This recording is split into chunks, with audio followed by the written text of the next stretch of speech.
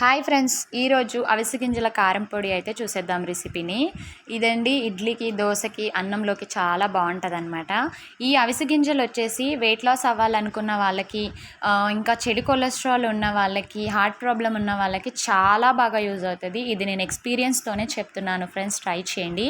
ఈ కారం పొడి అయితే ఒక కప్పు అవిసె గింజలు తీసుకొని అన్నీ 1 స్పూన్ మినప్పప్పు, శనగపప్పు, ఇంకా ధనియాలు, జీలకర్ర కూడా తీసుకొని చింతపండు రెక్కలు వేసుకొని ఆయిల్లో వేయించేసుకోవాలి. ఎండుమిర్చి కూడా ఆయిల్లో వేయించేసుకోవాలి. అవిసె గింజలు కూడా చక్కగా పచ్చివాసన పోయేంతవరకు ఈ విధంగా మంచిగా రోస్ట్ చేసుకుని వీటన్నిటిని చల్లార్చుకొని ఆ తర్వాతే పౌడర్ చేసుకోవాలి.